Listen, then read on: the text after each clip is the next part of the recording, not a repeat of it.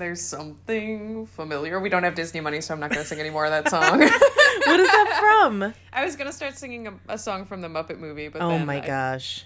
Because I love the Muppet movie. The original, like the first Muppet movie, or the one with what's-his-face from How I Met Your Mother? Oh, the original Muppet movie. Okay, yeah. Yeah, I think of all of the Muppet movies since the original Muppet movie, with, with some exceptions, like Muppets Take Manhattan, Muppet Christmas Carol, obviously classics. But, I thought the Jason Segel one was pretty good. Jason Segel, that's his name. Yeah. Yeah.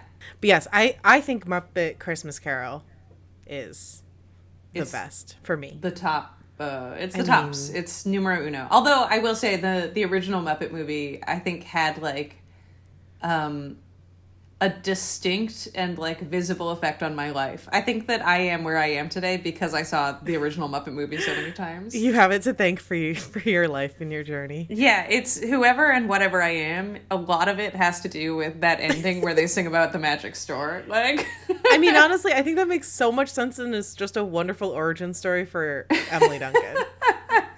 That's brilliant. Welcome to Witchcast. We're now a podcast just about the Muppets. Welcome to Muppet Cast. Muppet Cast. It's Muppet Cast. Yeah. There's so much to talk about. Welcome back to us. Yeah, do you want to do the thing? Shall we just get going? Yeah, let's fucking ride. Moving right along. No, just kidding. Don't sue us. Let's move right along.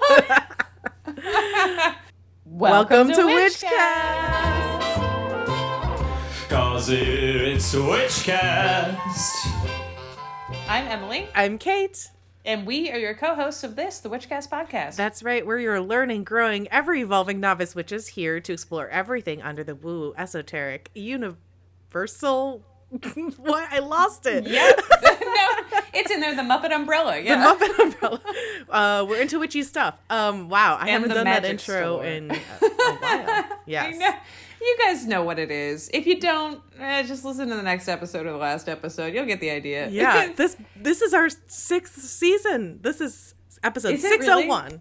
My brain is broken. I don't even know where we are. Isn't that this could wild? Be our 100th season, and I would be like, yeah, that seems right. And at the same time, it could be our 3rd, and I would be like, yep.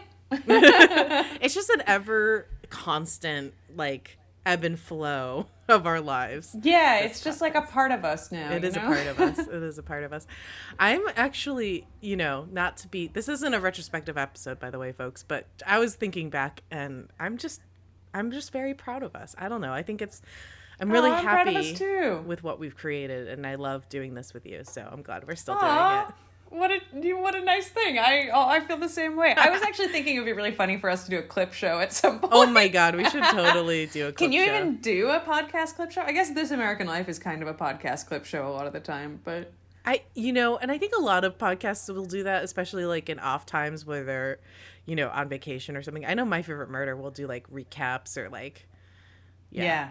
But the thing is, I don't want to edit a clip show, so we'd have to hire someone to do that. That's why I chickened out on it. I was like, but then I'd have to put together a clip show rather than just talking. Big ups to the editors in the world, y'all. That's a lot of work. Boy. Yeah, it is. It is. Sorry to sneak that earnest moment in right up top, but my heart, my cold black heart just grew 3 sizes, and now I have to go back to Whoville.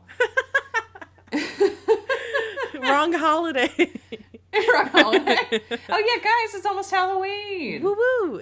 I'm sure you've heard about this. Yeah, Samhain, Halloween. Oh my gosh! Welcome back to witchy season, to fall, to October, to crisp is in the air, and so are we. Yeah, it's so exciting. I love this time of year. It's too short. That's my only complaint about it. Is that fall is too short. It's here and then it's over. It's I feel like it was just July and then somehow it was the end of September and now here we are. Also, I think this whole, I would love for us as a culture to move away from this idea that summer is this amazing, wonderful, magical season of just luxury and leisure time, because it's not. It's so hot. It's so hot. A lot of hot. time they just make you work through it. Exactly. All adults, we still have to work. We don't get summer vacations. And it's disgustingly hot now, thanks to global warming.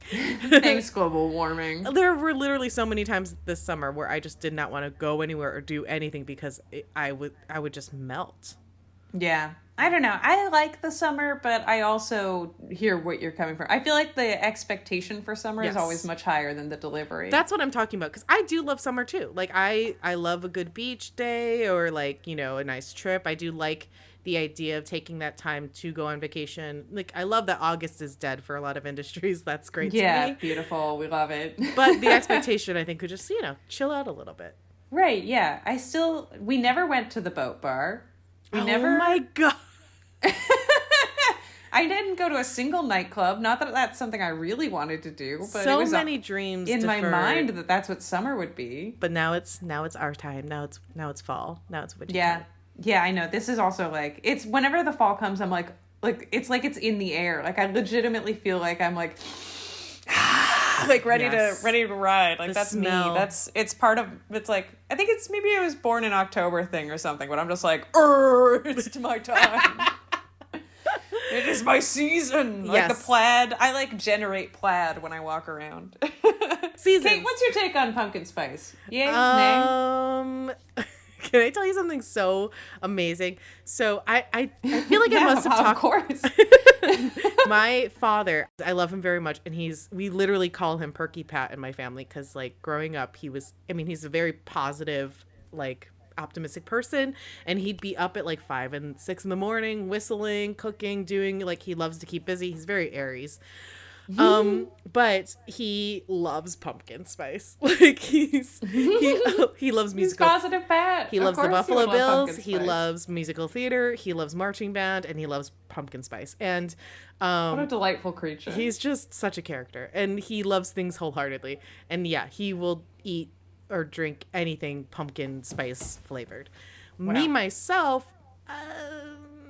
not a huge fan personally. Not a huge fan. No. Interesting. How about you? I like it. I don't love it, but I you know what? I'll do like one pumpkin spice latte a year just to remind myself that I don't like them. Yeah. Yeah. But I like a pumpkin pie. So like, yes. you know, there are baked goods that I can get behind. You know, like I don't mind that like in the fall suddenly all those warming spices are in everything. That does kind of give me joy. Yes, I do love the spices. I think it's about the natural flavor, right? Like artificially flavored pumpkin spice. I don't like the taste. But, Yeah. And that's not, I mean, I eat garbage of all kinds, so it's not Yeah, it's not a snobby thing. I am a basic bitch and I will eat anything. Did download the Like- McDonald's app the other day. Right. I had it for years. It's great. You can get free coffee all the time with that thing. Well, shout out to the woman at the Jersey City Grove Street McDonald's, because I went there at like 11 p.m. at night, like really craving some munchies, and she was like, let me help you out and get some free. She got me like a buy one get one free fries. She like entered me in a code. She's like, I'm gonna take this survey for you so you can get a discount on these McNuggets. And she's like, and you should download the McDonald's app. They give away free food all the time. And I was like, thank you. Yeah, Thank you, sister, I for love looking the out McDonald's for app. me. Very, that's beautiful. That woman deserves a I medal. know. I was like, oh my god. Give her the key to Jersey City. Seriously, what a saint. But yeah, going back to the subject, love pumpkin pie. Yeah. Anything like really like Anything from with actual pumpkin, Yeah, I guess. For sure.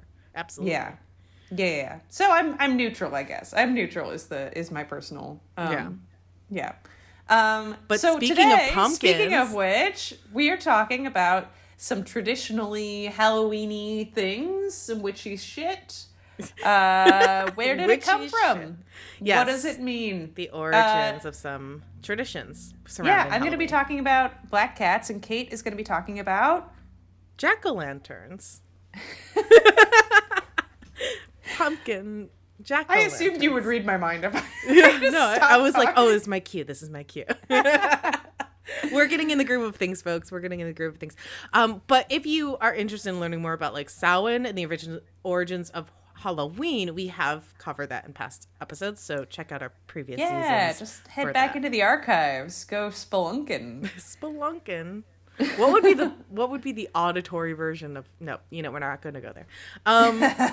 But yeah, today we're just we're doing a cute little fun episode. We are back. We are young and alive. We're talking about some cute Halloween-y shit. And then, you know, we'll get into like a real season after this. Oh my but gosh. this is also part of a real season. What do we ever talk about if not just this kind of stuff? I mean, this is what you're here for, hopefully. Hopefully you mostly just want us and a little bit of facts. Exactly. A little bit of witchy something. Yes. And we have a lot of really fun, exciting episodes planned for this season. We're also going to be hitting our 100th episode this season, which is very exciting. We have something special planned for that. Keep an ear out.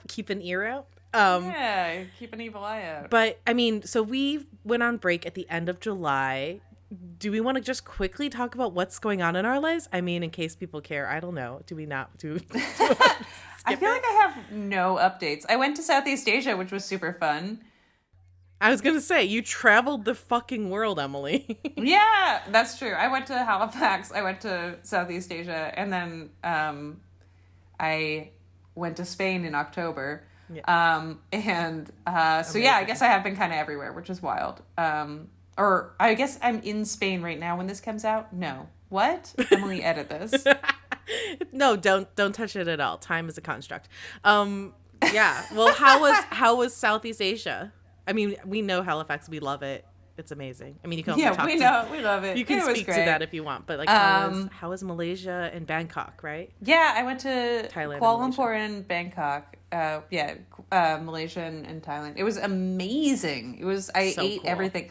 That Dan and I looked at each other like 3 days in, and we were like, "So we're gonna have to go on a diet when we get back, right?" Because it was like we were like Pac-Man, just like eating constantly. It was like 5 meals a day just to get everything in our bodies. You know, it was like I can't not eat that, so I'm gonna have to just like pack in an extra couple meals for today.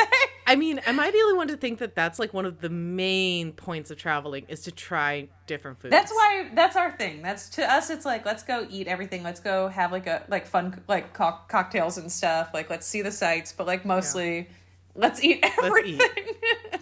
Amazing. And we did. And it was incredible. Highly recommend. Super fun. If you can get over there, it's very affordable once you're actually there. For those of us in like America, Canada, you know, England, Europe, presumably. I don't know. I'm sure it's even easier from the other side of the ocean. Yeah, right? Totally. Yeah. Oh, and Australia, super easy to get to Southeast Asia. Quick little blip, just a pop over. And it's like it's just such a delightful area of the world. Malaysia was super cool. I didn't know anything about Malaysia really going in. I mean, I knew like facts, but not like I'd never been there. You know, you never know until you go to a place what you're actually looking at. And that was really neat. It was like so many good foods, and also like such an interesting like combination of cultures and foods, because it's like Malaysia itself is like a significant portion of it is Malay, like the people who are from there, but then there's also like a huge Indian population and a huge Chinese population. Oh, cool. And it is a former British colony, so there's also things like there's street food that is hamburgers, but it's like Malaysian style hamburgers called Ramly burgers. Ooh, that sounds really good though. And it's a majority Muslim country, but they don't force everyone to be Muslim, but like in terms of like the way that the country works, it's like Islamic, which like, you know, so like you'd hear the prayer calls waking up in the morning in certain parts of the city. I did not know that. Yeah, and it's like, so they're really interesting in that they're an Islamic country, but they're a major exporter of pork, and they make beer. They just like the Malay people are mostly Muslims, so they don't actually consume it, but the Chinese people will eat it. Will eat the pork, and like a lot of everybody else drinks the beer, and so it's I don't know, it's a very interesting place. That's so cool. Yeah, I don't know really any. I should, but I don't really know much about Malaysia at all. So that's awesome. That's really cool. Yeah, it was super interesting, and it's also like a major agricultural hub. I don't know, it's really neat, and they've got like a lot of good food stuff. They're very like, they have not historically been like a big vacation place in terms of like people go to Singapore for like the hawker food, they go to like Thailand for the beaches, but there's like a ton of cool shit in Malaysia too. And Thailand is also one of my favorite places. We've been there before, but we were just like, gotta go back. Yeah, So. especially while you're there. Well, people Yeah. can see photos from your trip on your Instagram, right? At Emily Slam Yes. Duncan. Oh, yes. Yeah. I have posted a lot of photos. And thank you for asking, because I feel like no one really wants to hear about your trip, but you desperately want to talk about it whenever you travel. So, like... No, well, also, you and I, because you've been traveling so much, we haven't, we had a little quick catch-up call last week, but... catch-up call. But it's just always nice to hear, to hear what you've been up to and how it went. I'm curious. Yeah, I want to travel. Sounds awesome. Yeah, highly recommend. I just want that food in my mouth again. How to do? Anyway, well, you should how look was your up. summer? I was gonna say you should look up a Malaysian recipe and then cook it for your YouTube channel. Yeah, maybe. It would be nice to get like an actual Malaysian person in. I always feel weird Yeah. being like, I ate this one time and now I'm going to cook it for you. Like, but also like, I mean, I guess people don't know, and it's better to like get it out there and like, support Malaysian grocery stores and shit like that, and restaurants. I also feel like a lot less ire against YouTube food influencers who cook other cultures' foods if they like do the research and then also at the same time preface with, this is my attempt, or like I'm trying, or I don't know, like as long as you acknowledge that you're not the foremost expert on this very significant cultural food, I'm okay with it. I have a whole rant about a very popular YouTuber that I will not say on this podcast, but you and I can talk about it later. Spicy. I want to hear that later. Yeah. I have thoughts, but yeah, otherwise, I think it's fine as long as you just are kind of like upfront with. Yeah. It's not like I shouldn't be like I have invented this. This new, is my food. Very my idea, breakfast idea. It's rice and curried chicken and fried anchovies. That sounds good. Yeah, exactly. Which is nasi lemak, and you should eat that, and it's very good. It also comes with an egg and sambal and cucumber. It's really good. It's really good. That sounds so good. I love when like the Koreans are very big on this. I know a lot of Asian cultures are. I'm sure a lot of other cultures do this too. But like the balance of the like heat, acid, salty, umami, sweet. Like every meal has like several different taste bud components. Hitting. That's. I feel like once you start eating like that, you're just like, I can't can't go just back. eat bacon and eggs. Yeah. It must have like hot sauce and a vegetable. Right. And like a little hit of lime or something. Like adding acid to food is a game changer for me. Cause I mean, I grew up in Buffalo, like Midwest style, like meat and potatoes, Great Lakes, city. Right. The Very only acid is bland. on the wings. Yes. The only acid is the wings, is the vinegar in the Frank's red hot. But so as an adult, I'm like, oh my gosh, there's so much more that can hit. Yeah, it's amazing. There's such a wide spectrum of delicious flavors to eat. Anyway, we should probably go. How was your summer? What did you get up to? Good. I mean, I didn't do anything as exciting as travel to Southeast Asia. I got to go to Maine for the first time for a wedding. Woo! Love did celebration. You like it? It was or how'd you feel? Beautiful, amazing. Ate so much lobster. Yes. If Maine wasn't so far, I would live there. I loved it up there. It's just like it's a trek. That's how I feel too. I love Maine. And Yeah. it's so much closer to my parents, but it's like then you're so far from You're just kind of there. Yeah. Yeah. Yeah. And did some shoots for work, but actually Matt and I are now trying, we'll see, to buy a house. Oh. What? Oh, you thought baby? Did you think so baby? Sorry. It's just 'cause I've been in my 30s for too long, and I just assumed that was that is on the roadmap. That is It's on the roadmap. It's on the roadmap. But right now we'd really love to buy a house. I'm looking for my dream witchy cottage, and if anyone sees a hot cottage out there that Kate can purchase, that is still commutable, preferably with to a New York. second cottage within a few blocks. Yes. Oh, yeah. That Emily and Dan can be our neighbors. Yeah. I don't know if you all know this, but the economy fucking sucks right now, guys. So. Fucking sucks. So we'll see. Yeah. Happy recession, everybody. Yeah. Let's talk about Halloween. Oh yeah. Well, anyway, that's what we've been up to. Let us know what you've been up to. I mean, thank you for those of you who like keep in touch on social and and reach out to us. We really appreciate it. We love hearing from y'all. So we're such big fans of yours, to be clear. Keep it up. Keep in touch. Thanks for being. We mean it. So, Emily, do you want to go first? Shall I go first? How do you want to? No, I'm happy either way. I'll go first. Okay. Yeah, I'm ready to rock and roll. Let's do I got it it in front of my face. The history I'm talking about black cats. Black cats. Ebony kitties. Today, black cats are often associated with witches, hello, and bad luck. But how did black cats get such a bad reputation? Racism. Or any reputation? Yeah, I mean, first and foremost, it's obviously racism. But, well, it's same place, honestly. You know, I mean, same, black same dogs root have a hard cause time in being a lot of ways. adopted, Yeah. too. I don't Yeah. get it. Anyway, go on. All right, so first off, it hasn't always been like this for black cats, and it isn't the same across all cultures. In ancient Egypt, cats were treated well regardless of their color, often given jewelry to wear around the house, and even mummified after death. There were cat cemeteries, and, you know, that makes sense. Several ancient Egyptian gods and goddesses had feline heads. Cats had a role in the Book of the Dead, and they got a lot of respect, in part because they killed venomous snakes and were charged with protecting the pharaoh. They were, you know, they were just like pretty important in ancient Egypt. But we know this. In ancient Greece and Rome, you might be interested to know, they were also beloved. In Roman culture, they were associated with like freedom and liberation, and they were the only animals that were allowed to wander through temples or like hang out in Roman temples. And the Greek historian Herodotus wrote that when a household cat died, the entire family would mourn and shave their eyebrows. Wow.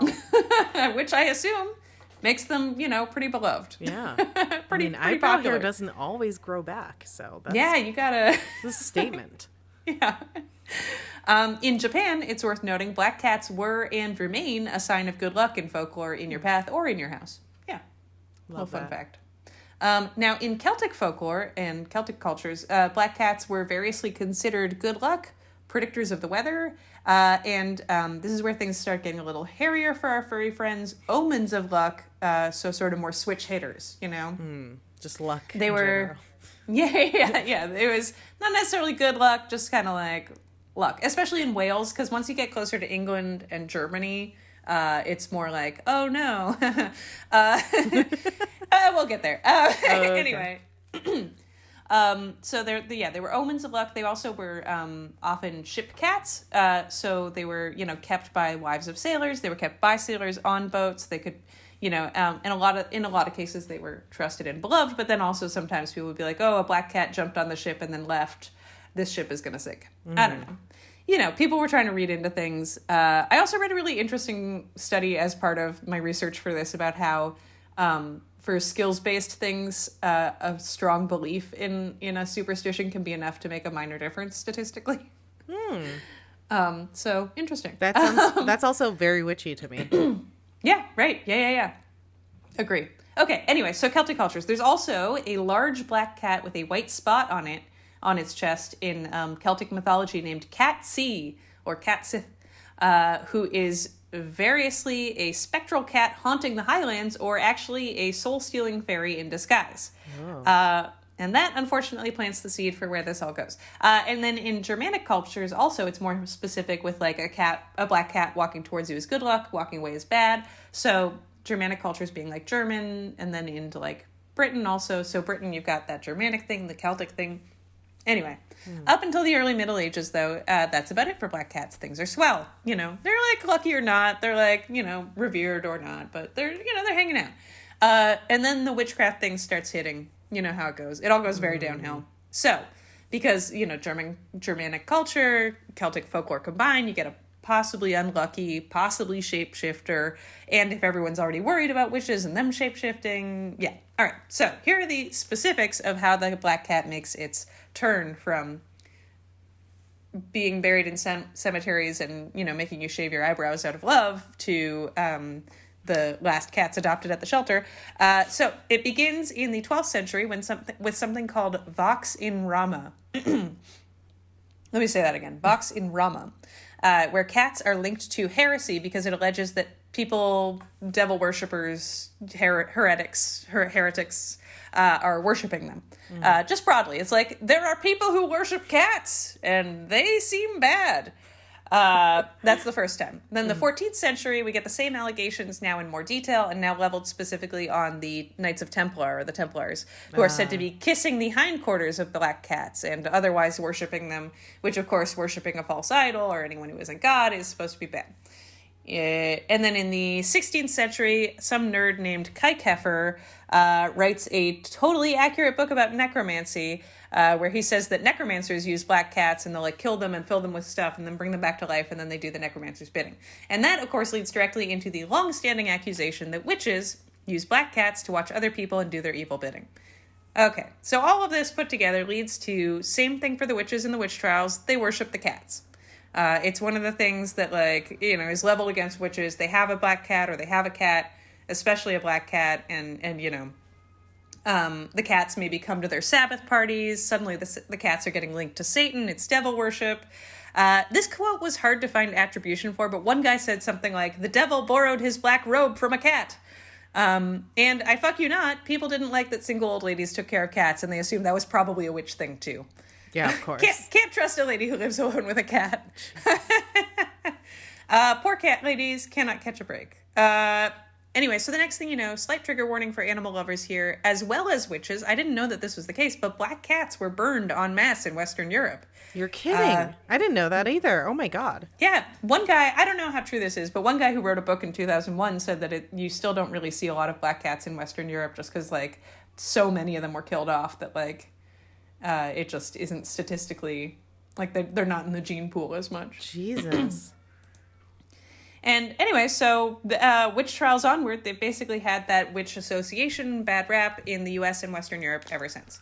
And then today, even though Sabrina, Hocus Pocus, and Sailor Moon have arguably rehabbed their image a little bit, black cats are still the least likely to be adopted, the most likely to be euthanized than any other color of cat. And that is why all witches should probably get one just in case it's the right thing to do. Amen to that. I mean, hell yeah. Oh my God. That's so crazy. I did not know any of that. I mean, I knew some stuff, but like the whole persecution of black cats, that's crazy.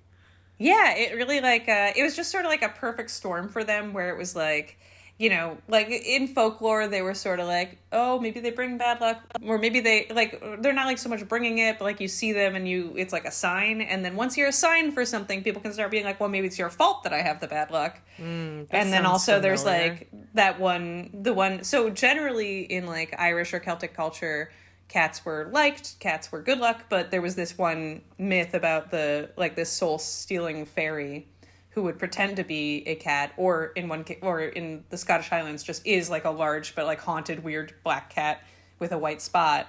And then once people were already freaking out about witches, they were like, oh, and of course it makes sense, the black cats. Yes. Well, I am a big fan of black cats personally. If I was not allergic, and I still might, even though I am allergic, somew find a way to adopt a black cat for sure. Yeah, I feel that. Maybe call him Salem. I don't know. That would be so fun. I would love to have a black cat. But also, similarly, yes. My dad and Dan's mom are both very, very allergic to cats. And usually when I'm around cats, I start getting stuffed up a little bit, but I don't have it as bad as they do. But I don't want to, like, bring a cat in and then it'd be like, oh, okay, when I'm actually living with one, it's not great. Yeah. No, I used to live with a cat and it was okay for the most part. I just take Claritin all the time anyway, so... I think this means you might need to take story, a cat Emily, into your life. I think my dad would murder me. That's really the number one reason I don't have it. He wouldn't murder me. He'd just be very sad, which is worse. Because he couldn't come over and visit. Yeah. I know Matt's brother has a cat and his girlfriend has a cat. And then they were like, oh, eventually when we move in together, we'll adopt a kitten. And I was like, cool. So I'm never coming over to your apartment. Yeah. Ever. Guess you're trying to keep me away. Which is fine. I don't need to. That's okay. No, it's very sad. My allergy is a late in life allergy. I was fine all through my teens. And then now it's pretty bad. Aww. But love black cats. Thank you, Emily. That was so good. What a complex and interwoven history. Right? Interesting. I like seriously maintain, and this has become now a daily thing, where I just think about how much I want to be reincarnated as a pampered house cat. Like, I love watching cat videos of cats just being assholes. It's the best thing. I just love the way that cats can just fucking rule their homes now. Like, knock shit off walls and just be really weird and lay in the sun and like do whatever they want and give their humans minor affection. Ugh. Yeah. The Scorpio rising in me is just like, that is the life. I want to be taken care of and never be asked of anything in return. Yeah. I like that. Yeah. Did I ever tell you how I think that I was a dog in another life on some level? No. What kind of dog? I don't know, but when I see dogs, sometimes there's like a look of recognition in their eye. And and like every now and then my brain just goes, I am a dog. And I don't know what to do with that, but like it just is a part I'm sure of you who were. I am. I'm sure you were. Well, also, this is something I talked about in my psychics and mediums class that I took with Emily Grote this summer, or rather, I guess it was more like spring now. But dogs and animals in general, and also babies, are really attracted to sensitive people. I was just walking down the street today on the way home from the office, and like there's this dog, and me and that dog were just locking eyes, and his tail was just going, and I was like, I see you, and the dog was like, I see you too, and we were like-minded souls. Like, they just get it. Animals and babies get it. Yeah. So maybe it's just really that dogs are great, and Dogs are great. We don't deserve dogs. Dogs are amazing. we don't deserve dogs. Sweet dogs. But I also love the idea of you being a dog in a past life too. I think that sounds right. You never know. Anyway, so jack-o'-lanterns. Yes. So I had jack-o'-lanterns. Emily and I we pitched like a few different Halloween tropes into what is it? Like oh my God, I just lost the way to talk. Words. Yeah, like we pitched a few ideas around, and so yeah, black cats and jack-o'-lanterns was what we landed on, and I'm very I figured that was like super Halloween-y, yes, you know, like peak Halloween. Yeah. Yeah. I love jack-o'-lanterns. I love pumpkins. I was really excited to get this one, and so yeah, I did a little digging, and the history of jack-o'-lanterns goes back quite a long time ago. So I want to make a brief mention of this, even though it's not directly related to what we know of jack-o'-lanterns today. But 700 plus years ago, the Maori tribe carved lanterns out of gourds. Hey. So that was not necessarily in the same facet of what we'll learn later in terms of the, Celtic Ireland, practice of carving faces, but they did use gourds as lanterns. One of those really fun, neat examples I think that we always keep unearthing of like multiple cultures all over the world coming up with similar ideas.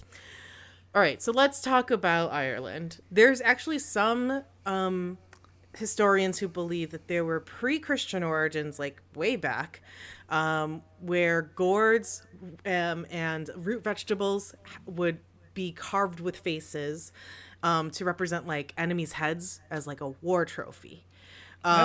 So yeah, let's fast forward to the Celtic times when Samhain was very commonly practiced, this pre-Christian time. They would use lanterns and fire and light, we've talked about this, as a way to both guide and ward off restless or evil spirits. They also would carve faces into root vegetables, beets, potatoes, turnips, which of course were in harvest, came, in that time. In the fall during Samhain to ward off those spirits as well.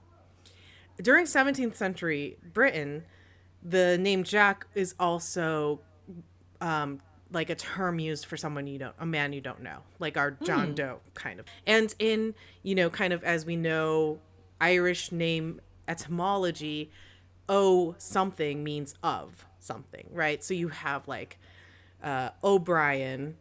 That would mean you are the son of Brian. So they would call night watchmen jack-o'-lanterns because that meant it's just like a generic male name. And of the lantern, these guys would walk around at night with their little oil lanterns. There's a very popular story. So that's kind of where the name at least originates. There's a very popular, not popular, but there's a story, at least in my research, that was popular of, this is 19th century Ireland now. The legend of Stingy Jack. So this is kind of like a folk tale that was told as kind of a, tale of caution, a lesson for, I don't know, probably sinful children. But basically, Jack and the devil had several different, encounters. And there's a lot of different versions of the story.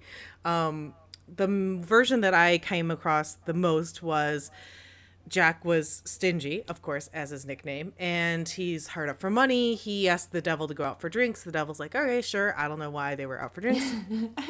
The tab comes and he's like, oh, I can't pay. Can you turn yourself into a coin devil to pay for the drinks? And, you know, I'll get you back next time or whatever. Devil, for some reason, is like, okay, sure. So he turns himself into a coin to pay for the drinks. Jack takes him and pockets him as a coin and puts a cross in with his pocket, which apparently I think if you have a cross, now we're in Christian era, obviously, if you have a cross like against the devil, it traps him. So he couldn't leave coin form. So he trapped the devil and kept him for a year. This reminds me also, this story also, I just watched The Sandman, so it's like very like reminiscent of this. Oh, I haven't watched it yet. Oh, I liked it. It's really good. Anyway, so Dan and I are too busy watching Shetland season 7 right now, which I highly recommend. What is that? Oh, wait, okay. Put a pin in it. Let's talk about that after. Okay. You go ahead. Remember, we'll circle back. I'll write a note. We'll circle back. Okay, so Jack has the devil pocketed in his pocket for a year, and then takes him out and says, okay, I'm gonna let you free, but only if you don't contact me for a year. I don't know, weird. There's a lot of weird parts to this story. And the devil's like, yeah, okay, fine. So he lets the devil loose, and then like sometime later, a few years, whatever, Jack and the devil run into each other again. And Jack's I like that the devil in this is like the devil in Lucifer, the TV show. Like he like owns a bar or like a nightclub or something. Yeah. And, like solves crimes with the LAPD. I picture him as like a Wallace Shawn type who just keeps getting himself unknowingly into like situations, because Jack traps the devil again. He asks the devil to climb up a tree and get him some fruit or whatever, and the devil's like, okay, which again, why are you fucking doing the bidding of this dude Jack? But then Jack carves a cross into the base of the tree, and he's like, ha, you're trapped, you can't get down. I'll let you go, but only if you promise to not bother me for 10 years and you don't take my soul when I die. And the devil's like, okay, sure. So why would I want your soul? Yeah. You keep trapping me. I don't want to hang out with you for eternity. The devil's like, leave me alone. So, Jack goes on, lives his life. Some accounts say he had a life of petty crime. Some say he lived till he was very old and wealthy because of a certain deal he made with the devil. Either way, he made a deal with the devil. And when he did die, he was not allowed to go to hell and he was not allowed to go to heaven. So he was forced to roam the earth for eternity as a restless soul. However, by some story accounts, he was terrified of the dark. So the devil, feeling bad for his abusive friend, was like, all right, I'm going to give you a coal, an ember, that you can drop in this carved turnip and carry around with you to light your way. I love this story so much. Yes, that is the story of legend of Stingy Jack. Essentially, and his jack-o'-lantern. He became a jack-o'-lantern. Carry this turnip around. Yeah, good luck on you, Jack. This story also is related to the phenomenon of Will of the Wisp, and is related to it. So this is a natural phenomenon that occurs in marshlands and bogs. The scientific name for this is Ignis fatuus, also known as fool's fire or fairy lights, but it's essentially this visual phenomenon that happens in marshland and bogs, which there are quite a few in the UK area, of like a light that kind of is glowing, an anamorphous light, and it moves like further away from you, and the idea is like if you follow it, you will like get stuck in the mud or quicksand or drown or starve to death and get lost. Like it's bad luck, and that it's like kind of like, I don't know, I guess maybe it's like the Irish version of a siren, but like just don't follow that light. I didn't look too much into the science of why that happens, but the Will of the Wisp was also related to the idea of the jack-o'-lantern, as in like Stingy Jack walking around with his lantern. Don't follow him, you will die. Bad luck. Don't go into the bogs. Because, you'll just get sucked in and then you'll be preserved there for thousands of years and then they'll find your body. I mean, that's one way to get famous, but the bugs, I'm just... Yeah, who wants to be millennial man? Boring. So, how did it turn into the pumpkin jack-o'-lantern we know today and come to America. So the very first noted reference that we believe of the jack-o'-lantern is in America was when Nathaniel Hawthorne referenced it in two of his short stories in the 1800s. So we have The Great Carbuncle, which was published in 1835, and Feathertop, which was published in 1852. Both reference a jack-o'-lantern. The first image of a jack-o'-lantern was most likely in Harper's Weekly. They had an issue where they had an image of a jack-o'-lantern in 1867.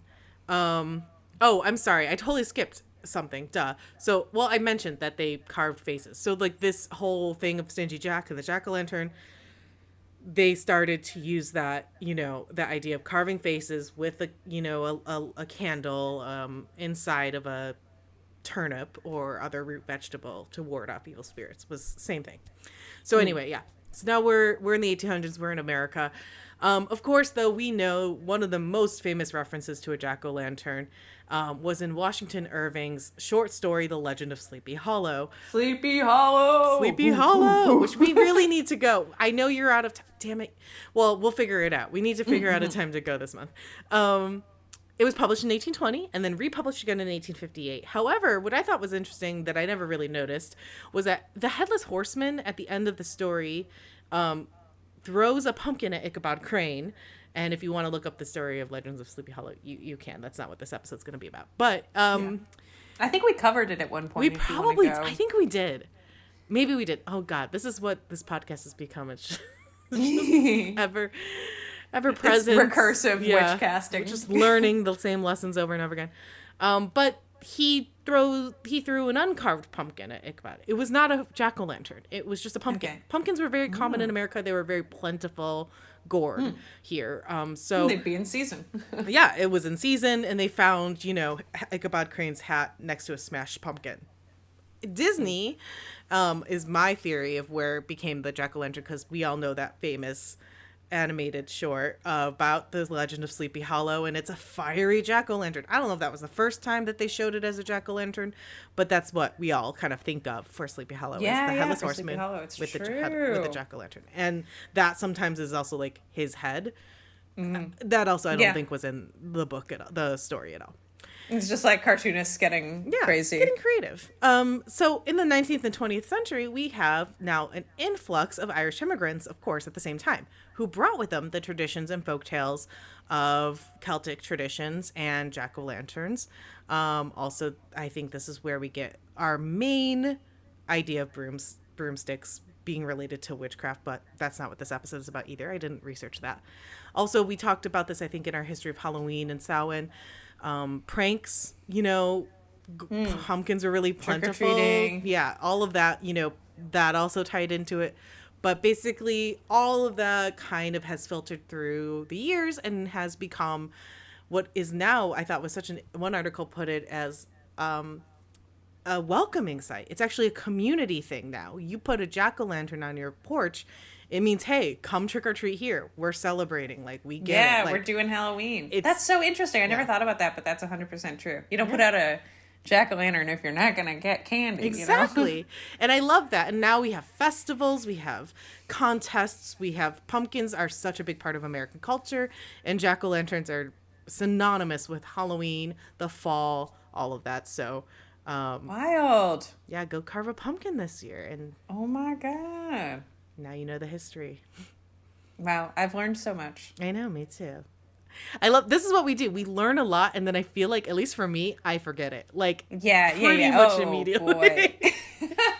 That's why I can't go back to listen to old episodes. One of my pitches for this season, listeners, let us know if you need this too. One of my ideas for this season was that we should just do episodes, like recapping, but like synthesizing some of our other episodes. Yes. Like a Wheel of the Year one where we talk about like all the festivals again, but like having now researched all of them or most of them. Top line recap. Yeah, just like is that helpful, or is everyone just going back and listening and we should do the same thing? Yeah, but I feel like I personally would be a huge fan of that. It would be a great refresher for me. And also, who wants to go back and listen to Emily and Kate from 3 years ago banter? Old episodes? Oh my God. We're like, nothing bad will ever happen. Why do people wear masks? We're going to live forever. We're going to live forever. Wait, okay. So let's talk real quick before we draw our tarot card about Shetland. What is this? Oh, okay. So I can't believe I haven't recommended this. Yeah, because there's it's a 7 TV seasons show. apparently. Oh my god. Well, they're all like 6 episodes each. Oh, It's a okay. British show. Well, it's a Scottish show. It is the best. Have you seen Broadchurch? No. Okay, so it's like a cozy. Okay, ignore Broadchurch. Forget that I said anything about I don't Broadchurch. know You should anything watch about Broadchurch at some point also, but Okay. I'm not even going to give context on that Okay. right now. Okay. Okay, so Shetland it's like a cozy crime drama about like the police in the Shetland Islands, and it follows like one main police guy. It's just like, it's like a murder procedural kind of thing, or like not procedural because they're like 6 episode arcs. But it is so wonderful. I cannot overstate how much I love Shetland. Okay. It's like if you like any sort of like murder mystery crime show, Which I it do. is my favorite one on TV right now by a long shot. So where can we stream this? It's on BritBox. Okay, well. As I say that out loud, I see why. I think it's also on other. I think it's on other apps too. They just have it first, and we have my parents or Dan's parents' BritBox, so we use it. Maybe I can get you the login key. Well, I don't want it if I the rest of will- our listeners can't have it, Emily. If you didn't bring enough to right. share. How about this? You try to not tell people your spicy YouTube opinion that I want to hear later, while I look up where else you can watch Shetland. Oh, should I not tell it? I don't want to tell it. No, tell. Okay, don't. Should I tell it? Okay. Well, you can do what you want. You can just kill time while I look up where Oh, you can okay. watch this. All right, I'll tell you know what? I'm going to say it because I don't really care. This is my spicy YouTube opinion. Josh, what's his face? Weissman. Josh Weissman, thank you. I like Weissman. totally blanked on his name for a second. Wow. Josh Weissman. And I want to preface this with saying I love his videos. My husband and I are both subscribed to his videos. I appreciate all the work that goes into them. I appreciate his background and his skill. But he has been doing a series lately that has been bugging me where he pits 2 very popular dishes from different cultures against each other. He's like Chinese style fried rice versus Thai fried rice. He did one that was like Korean noodles versus Japanese noodles or something like that. Like he did ramen versus pho. And the thing is I get it. Like he's been online for a long ass time. He has millions and millions. He's probably one of the most popular YouTubers out there, especially in the food space.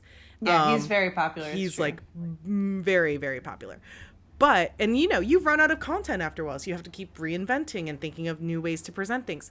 I do know how it is. But these are cultural staple dishes that are very much beloved and Right, you can't just pit them personal. against each other. It's like, let's make apples and oranges fight, but way more specific to someone who isn't you also. And yeah, when it's like, and also like why they got to be up against each other? First of all, there's no mention at all of like the extensive history of why these foods might even be somewhat related. Like a lot of these, especially at least I know with these Asian countries, have colonized each other, have occupied each other, have been at war. There's been recipes and ingredients exchanged and merging and blending of cultures. Like that's historic.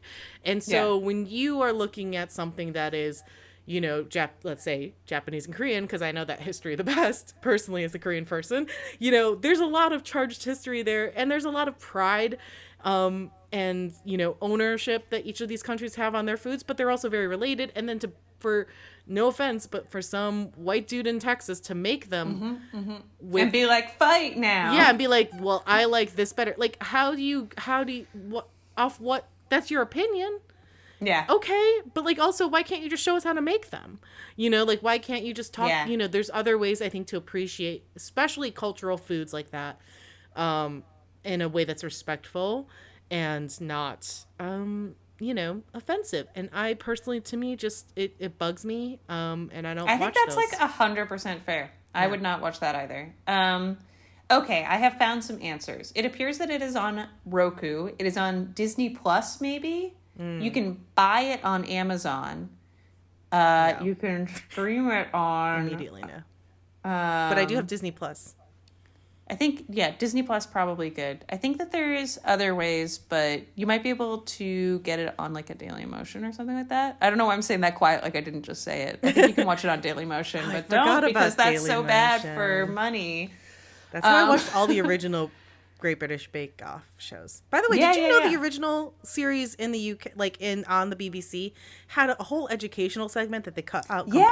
I know. For the American versions. Ugh. I didn't see that first. I like watched it later because they released them in like out of order. So like I went back and watched it one time and I was like, wait a second. Yeah. Yeah, it might also be on Amazon Prime, but I don't think so. I think Disney Plus is your best bet. Okay. I'll do some digging and report back, but good to know. I need a new show to watch. It is so good. I honestly, oh wait, Kate, did you watch Over the Garden Wall yet? Yes. Did you like it? I love it. I feel like we probably talked about it. I love it so much. I want Greg to be my child. Like, isn't it the best? That's the kind of, if I were to have a son, I would hope my son would be like Greg. That is the ultimate spooky show. I also rewatched Practical Magic recently, and boy, what a delight. This is the thing. We're in October. It is time to get out the Rolodex, or the lineup, as you will, of the Halloween-centric. Yes. It's Practical Magic. It's Hocus Pocus. Oh my God, Hocus Pocus 2. Hocus 2? Have you watched it? I haven't watched it. Well, I mean, we're recording this ahead of time. Spoiler alert. Yeah. But it comes out Friday. Oh, okay. So now you guys know when we're recording this. Sorry, but like, so it has already been out, and I have lots of feelings about it. That's but that'll be for next episode. Shall we draw a card? Yeah, let's draw a card. I have my Druid Tarot deck because I don't know. I felt like it was my spookiest deck. Yeah, Celtic. It's a little Celtic. Origins. Everything's Celtic. Everything comes from the Celts. I feel the Celts, the Romans, only because the Greeks. Of where we are in the world, right? Yeah, there's a lot. And also I just like, thanks for being on this journey with us. I feel like this episode was everywhere, but this is a winding episode. It's a winding road. We're winding up. We're getting back in the groove of things. Oh, I wanted to tell you. So I took, while you're shuffling, I took an Access Bars class, Access Consciousness class with Emily Grote. Oh no, I've dropped all my cards. All the cards. Did any go face up? No. Oh. But there's one that's on top. Should I just pick that one? Whatever it feels right in your knowing, Emily. All right, I'm going to do it. It's the Seven of Cups. Nice. I will show it to you. It is so in the Druidcraft Tarot deck, which as we know is by Philip and Stephanie Carr-Gomm and illustrated by Will Worthington. The Seven of Cups has like a man in a red toga kind of situation. He has one cup up with him and then he's staring down into a pool where 6 more cups are reflected. Yes. I'm trying to remember what we talked about this. But let me bring up what Biddy said. I'm out of practice. I feel like this podcast also makes me a better witch. It forces me to do my homework. I feel like, okay, my recollection of Seven of Cups is like, it's reflective. He's like kind of stuck maybe. Like it's like there's a potential for more, but also there's a potential for someone not seeing what they have because like they're dreaming of something else. Yes, that is right on, Emily. So Biddy says, Seven of Cups is a card of new opportunities, choices, and at times illusion. You have many options and opportunities from which you can choose, but be careful, you're prone to illusion and unrealistic ideals.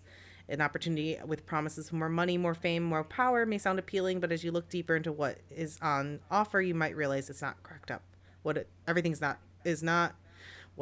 You may realize it's not. I got it. It's not everything it's cracked up to be. Thank you. Wow. It's literally written in front of my eyes and I can't even read that correctly. It's also about wishful thinking and projecting as well. Yeah. Sorry, go ahead. Well, I was going to say in the guidebook for the Druidcraft Tarot has a little description too. Oh, yes. Let's hear.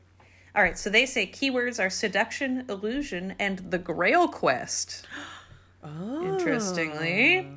So the meaning is knowing the difference between the imagination and the physical, difficulty choosing between ideas and possibilities. You may be faced with a number of propositions, but be cautious, they could evaporate. Exploration of potential may have turned into daydreaming, greedily taking any opportunity to satisfy desires. So, I'm gonna say I think I nailed it on my first shot. I think you really did. I think that was a great interpretation.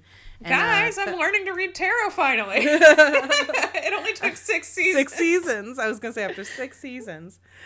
Well, 5 seasons, and now I'm working on it.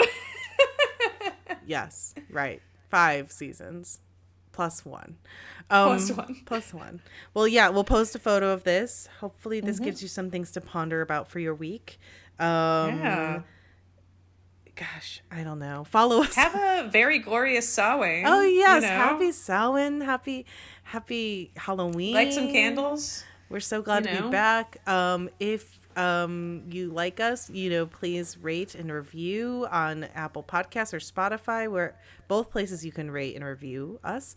And you can follow us at Witchcast Podcast on Instagram, or email us at witchcastpodcast@gmail.com. We love to hear from you. Let us know what you want to hear. If you have any thoughts for this next season, let us know. We're still working it out, so feel free to shoot us a thought. Yes, but I am excited about the concepts and the episodes that we do have planned. I think hopefully you'll really like it. And if not, don't tell us. Yeah. And until next time, Hex yeah! 'Cause it's Witchcast. Oh my gosh. Amazing. Perfect. Mwah. Done. Oh, chef's Beautiful. kiss. Just Yeah. ace in the hole. It's another ace in the hole.